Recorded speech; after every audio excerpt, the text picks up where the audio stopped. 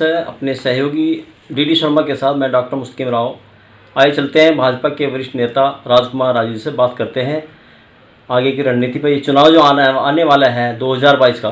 जी राजू जी। जी नमस्कार। आपको शर्मा जी को आपको बहुत बहुत आपके चैनल को मेरी ओर से बहुत बहुत बधाई और शुभकामनाएं। भाजपा द्वारा जन विश्वास यात्रा निकाली गई है भी पूरे जनपद में, इसका क्या प्रभाव पड़ सकता है? इसका बहुत अच्छा प्रभाव लोगों पर पड़ा है और जहाँ जहाँ नहीं हुई है वहाँ पर पड़ने जा रहा है।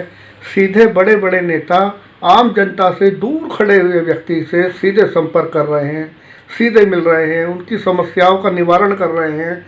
एक जनता में विश्वास पैदा हो रहा है कि हमारे नेता हमारे बीच में है और बीच में आकर हमसे मिल रहे हैं, गले मिल रहे हैं, समस्या को। और एक ऐसा माहौल इससे पैदा हो गया है कि वास्तव में जनता को भी लगने लगा है कि हमारा सरकार से सीधे संबंध है, सीधे संबंध स्थापित हो रहा है। इसका बहुत बढ़िया प्रभाव है। जगह जगह आप देखिए कितना ऐतिहासिक स्वागत सहारनपुर की धरती पर जन विश्वास यात्रा का हुआ। ये अपने आप में एक बहुत बड़ा रिकॉर्ड बना। आज से पहले किसी यात्रा का इतना बड़ा या रोड शो का इतना बड़ा स्वागत नहीं हुआ। सारे रिकॉर्ड ध्वस्त कर दिए माननीय कैबिनेट मंत्री श्री भूपेंद्र चौधरी जी के नेतृत्व में, मोहित बेनीवाल जी के नेतृत्व में बहुत ही शानदार यहाँ पर जन विश्वास यात्रा निकली। राजकुमार जी, अखिलेश शिवपाल और जाट नेता जयंत चौधरी जी का जो गठबंधन होना है, गठबंधन, उसका क्या प्रभाव पड़ सकता है? क्या प्रभाव डालेगा आपके पे? ऐसा है मुस्तकीम जी, ये सारे इकट्ठे हो जाएं तो भी हमारे योगी जी और मोदी जी का सामना नहीं कर सकते। उनके पास योजनाएं हैं, उनके पास कार्य हैं, उनके पास सुशासन है, उनके पास भय मुक्त समाज है। उन्होंने जनता के दिलों में से भय को निकाल दिया है।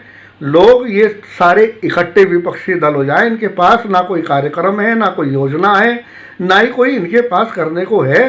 सिर्फ सरकार को बदनाम करना और झूठी अफवाहें फैलाना, झूठे ढकोसले करना, इसके अलावा विपक्ष के पास और कुछ नहीं है। सुशासन अगर कोई देना जानता है तो योगी आदित्यनाथ जानते हैं, नरेंद्र मोदी जानते हैं।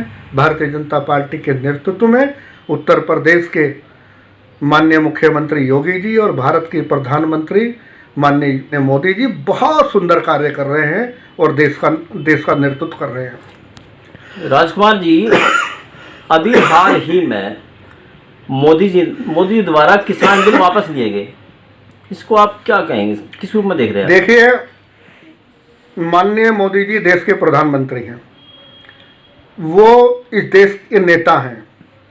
किसान हमारे भाई हैं, किसान हमारा परिवार है।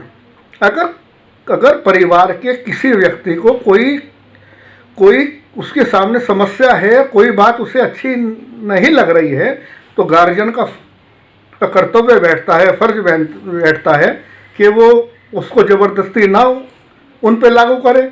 यही सोचकर मोदी जी ने उसको वापस ले लिया, क्योंकि जितना प्यार भारतीय जनता पार्टी को किसानों से है, जवानों से है, इतना शायद और किसी पार्टी के अंदर नहीं। देखिए, इसके अंदर जो है विपक्ष पर्दे के पीछे से राजनीति कर रहा था। उनके पास दूसरा मुद्दा नहीं था, कोई मुद्दा नहीं है कि सरकार के खिलाफ किसी भी मुद्दे पे विपक्ष आके खड़ा हो सके।